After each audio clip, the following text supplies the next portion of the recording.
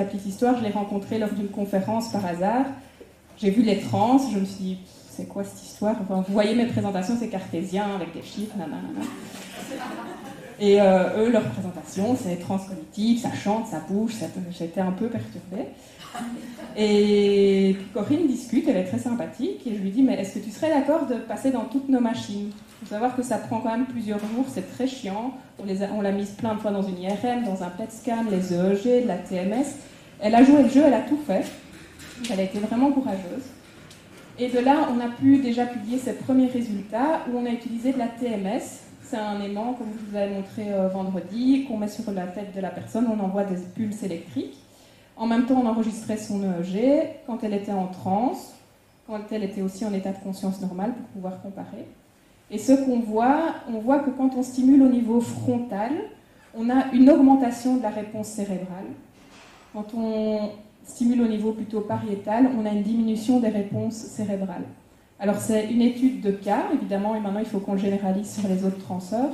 Mais ces régions, vous vous souvenez, frontales, on les voit aussi, je vous les ai montrées en hypnose, c'est fort impliqué dans les mécanismes attentionnels, d'intégration de l'information.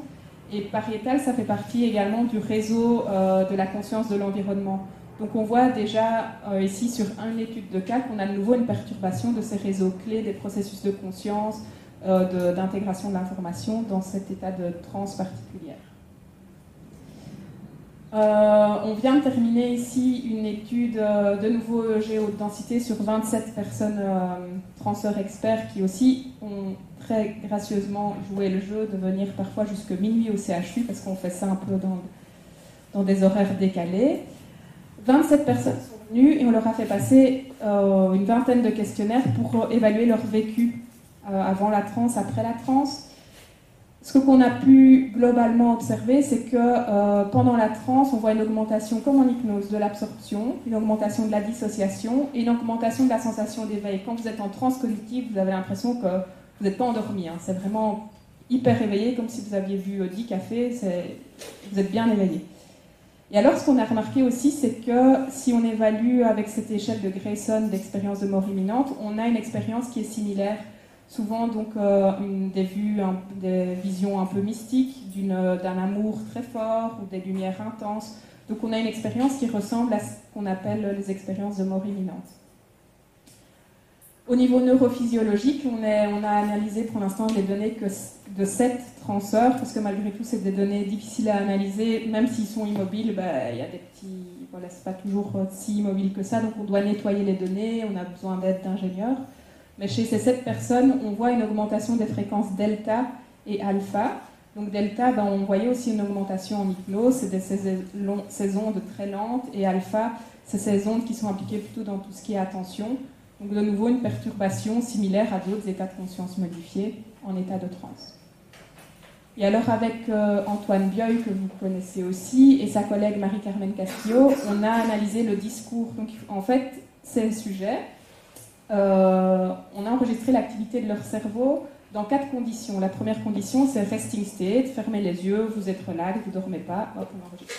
Deuxième condition, on leur a dit maintenant, vous fermez les yeux et vous imaginez un souvenir sympa, quelque chose vraiment, un événement très agréable et important. Ça doit quand même être soit une naissance, un mariage, l'obtention d'un diplôme, quelque chose d'important dans votre vie.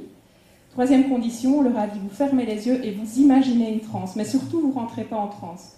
Ça, il faut savoir que c'est un challenge pour les transeurs parce que très vite, ils partent dans cet état-là. Donc, c'était vraiment imaginer la transe sans rentrer en transe et on vérifiait après qu'ils y étaient parvenus pour pouvoir les inclure. Et la dernière condition, c'était vous rentrez en transe et on enregistre l'activité de votre cerveau. Et encore une autre condition, on faisait chacune des conditions avec un bip. Donc, on leur faisait entendre des tut dans les oreilles. Pourquoi? Juste pour voir comment le cerveau intègre l'information auditive dans les différents états et est-ce que c'est différent en état de transe.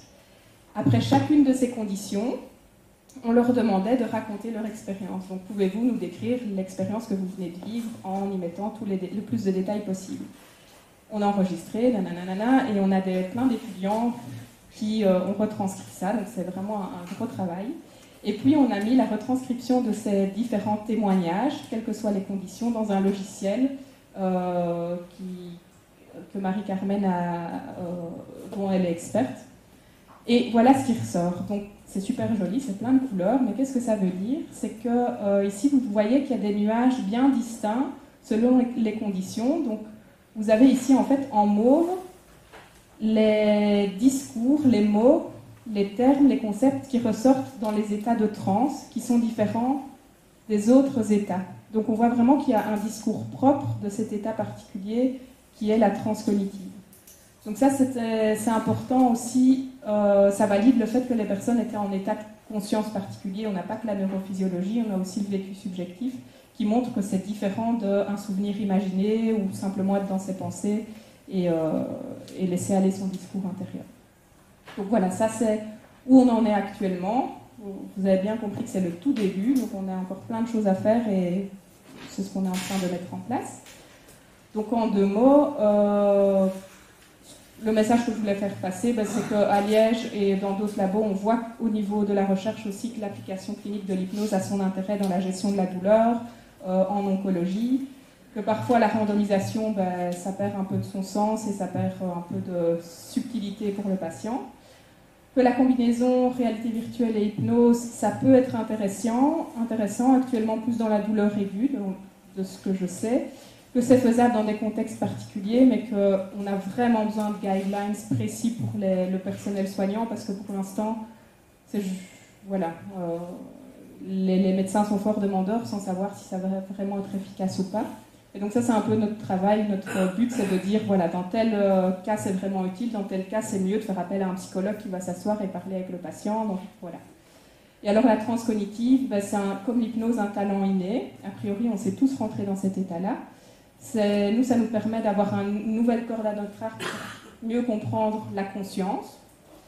On voit qu'il y a une phénoménologie et une neurophysiologie qui est différente, mais bon, c'est à suivre, puisque maintenant, on doit poursuivre et avancer un peu plus loin sur ce terrain-là. Alors, j'ai été mauvaise élève, vous n'avez pas les dias sur la clé, c'est ma faute, mais si vous m'envoyez un email ou si vous envoyez un mail à Florence, elle les a, donc elle peut vous les envoyer si vous êtes intéressé. Voilà, merci beaucoup.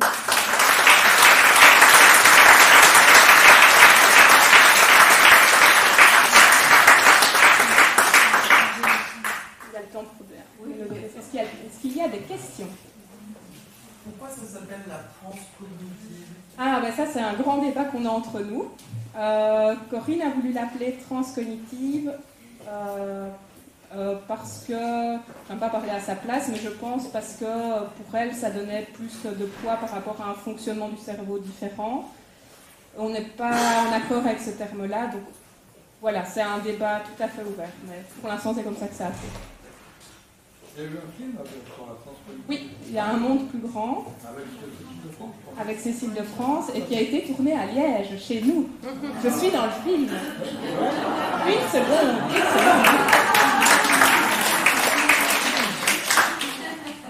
Et c'est un très beau film. Après, on a des retours quand même de beaucoup de gens qui sont déçus parce qu'ils pensaient y aller en se disant je vais tout apprendre sur la France. Ça ne parle pas de la transe, ça parle de l'histoire de Corinne. Il faut juste savoir ça. C'est un très beau film. Oui. Tu as pointé un problème qui est important maintenant, c'est le problème des randomisations dans les études. Bon, j'ai fait des stocks pour la médecine. La randomisation, c'est vrai que c'est très intéressant, mais il y a des biais. Et là, il y a un biais de sélection, puisqu'il y a des gens qui vont abandonner avant même de commencer. Ensuite, il y a tout le problème de l'effet placebo. Maintenant, on connaît de mieux en mieux l'effet placebo. Quand on lit ce qui se passe, c'est assez impressionnant. Il y a un effet placebo qui est efficace même quand les gens savent qu'ils reçoivent le placebo. Donc la randomisation, ça devient vraiment très compliqué. Oui, on est d'accord. Et puis il y a une étude ancienne qui est très connue, c'est que dans une thérapie, le type de thérapie compte pour 20% et l'alliance avec le thérapeute 80%. C'est quand même difficile. Mais je pense qu'au niveau scientifique, on est encore avec des anciens schémas. Enfin, on n'est pas encore...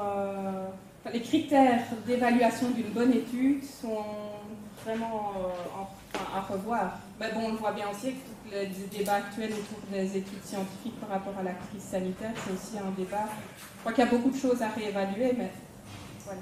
Beaucoup d'outils de psychologie, d'études en psychologie peuvent être appliqués plutôt que des études randomisées médicales. Parce que là, par exemple,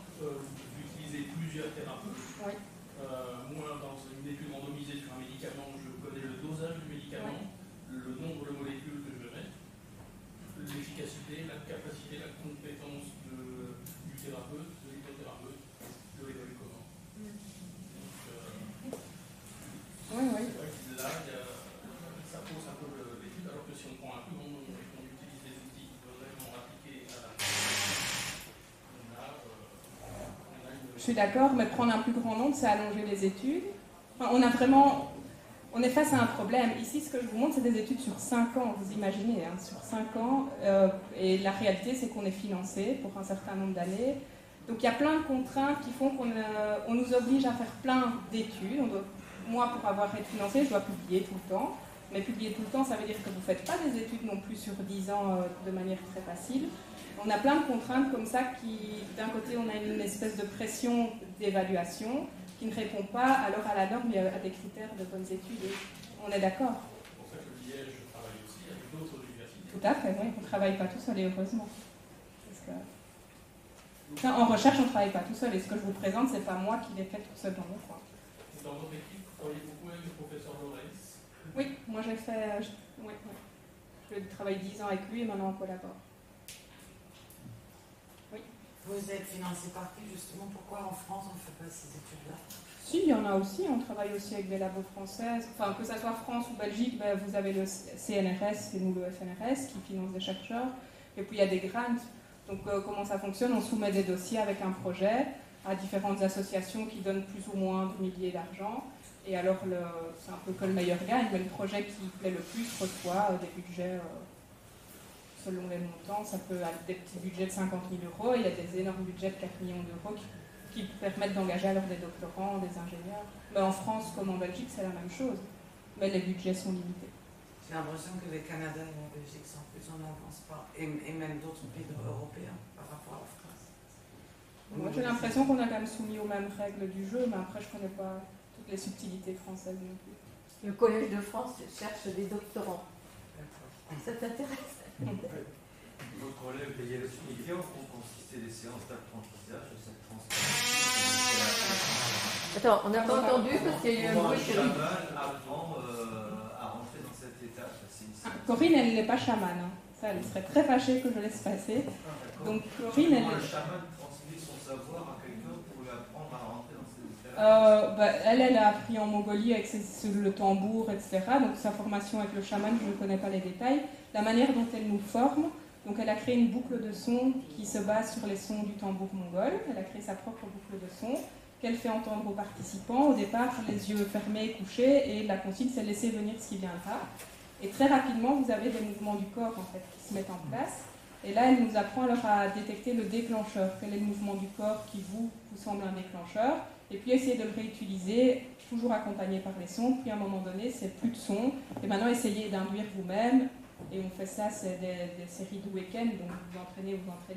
Plus vous en faites chez vous, plus vous arrivez à rentrer facilement en transe. Donc c'est vraiment, au départ, à partir d'un son particulier. Et puis elle nous apprend à l'auto-induire comme on apprend à faire de l'auto-hypnose. Donc ça se transmet aussi après facilement. Oui. C'est un peu comme le training autogène de Schultz. Sûrement. Je ne connais pas bien. C'est un contemporain de Freud qui apprenait à ses patients à se mettre en hypnose en observant ce qui se passait dans le corps quand il était en hypnose. Voilà, ouais. Est-ce qu'il y a d'autres questions? Bon. Merci beaucoup. Merci Audrey.